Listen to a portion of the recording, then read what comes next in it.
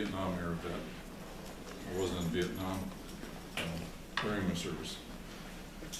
When I enlisted in 1965, I thought it was the right thing to do. I'd been in college as a chemistry major, and turned out I didn't like chemistry so much after all. So what else am I going to do? I enlisted. I figured it was the right thing to do. My parents were vets from World War II. My father's father was a Spanish-American War vet. My mother's father was a World War I veterinarian who took care of the horses that pulled the cannons. A vet vet. Pardon me? A vet vet. A vet vet. That's what it was. That's right, a vet vet. That's right. So when I enlisted, I'm originally from Nebraska. When I enlisted, I was basically an apolitical Nebraska Republican. I didn't really care too much about politics, but as I said, I enlisted because I thought it was the right thing to do. I'd had a couple of high school chums who'd been in the service and had been killed, and others were still in. But anyway, so after a couple of years, which I pretty much liked, I began to understand that the war was not what they were telling us, and in fact they had lied us into the war, and that pissed me off.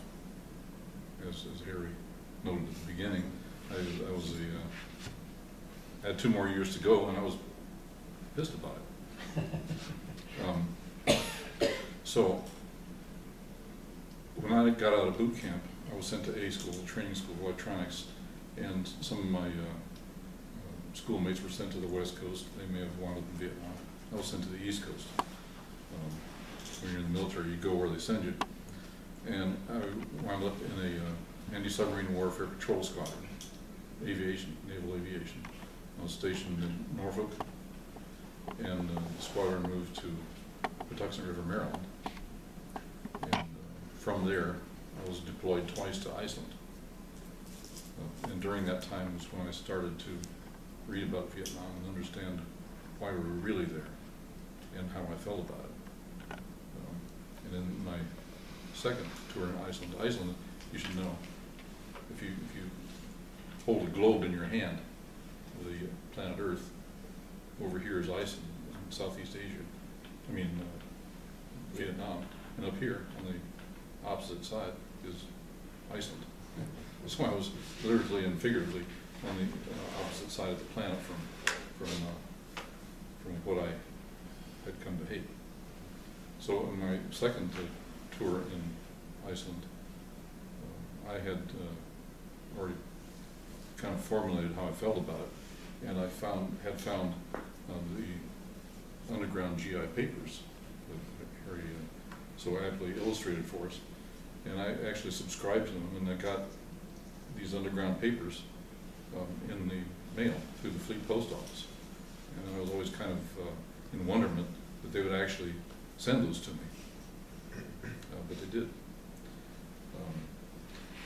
So I was inspired by that, and I printed and distributed my own little newsletter.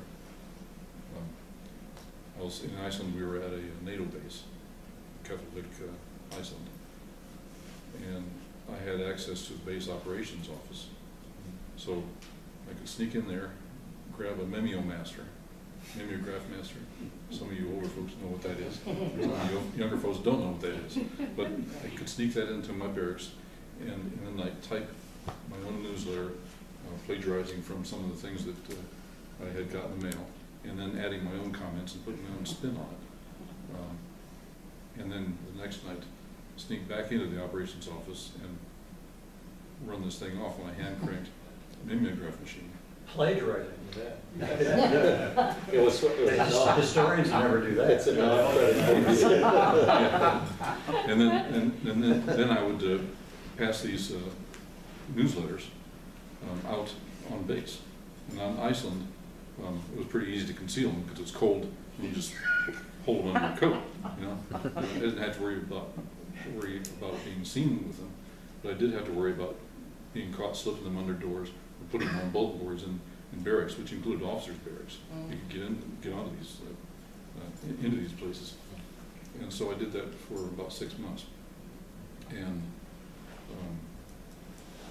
retrospect, I figured that they either couldn't figure out what was going on or didn't want to create a martyr on the opposite side of the planet from Vietnam, as they were doing with people at Fort Hood, people on the West Coast, putting them in prison.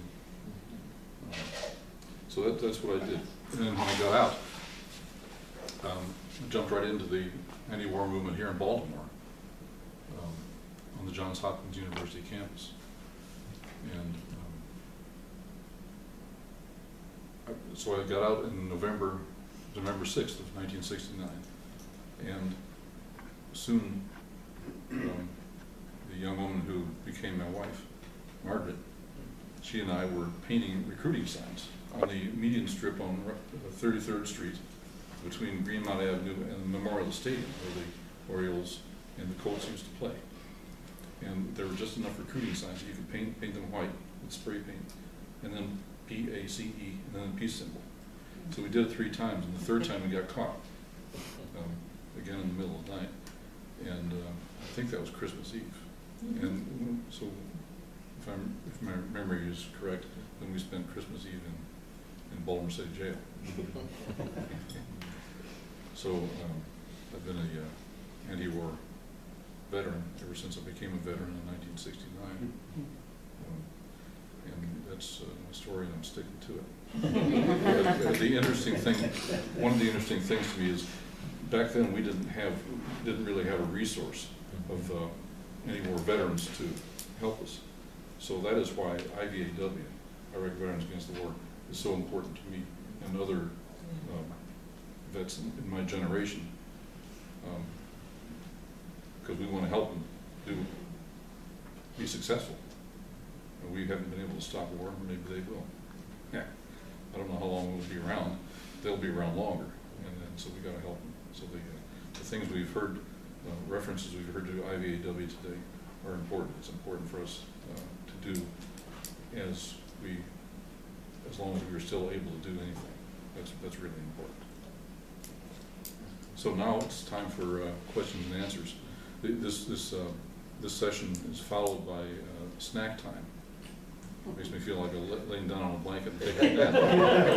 Followed by nap time. But so if you have questions or comments for our esteemed presenters, Ellen. I've heard a lot of your story. It's really good to hear more of it. Jim and I are the 2 main leaders of the Veterans for Peace chapter here. But what was the response? Other than not wanting to make a martyr, and you're quite right that may have been command's position, but what did your fellow troops do or say? Or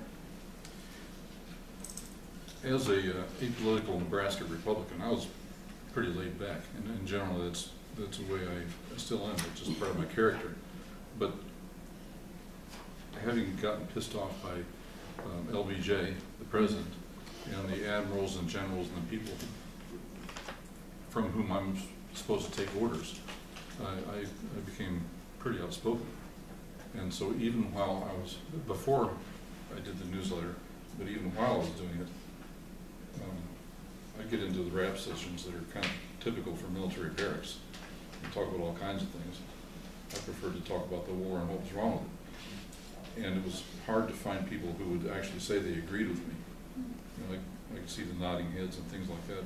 But when you're in the service, it's hard to get people who are willing to take that step and speak out. When somebody gets out as a CO, they've taken a position of saying they're not going to do this anymore, and it runs counter to all of your environment. So it was hard to get people to accept the idea that they could speak out against the war if they thought that's what they should do. So they would agree with me privately, but some of them would say, I can't say anything because I'll get locked up.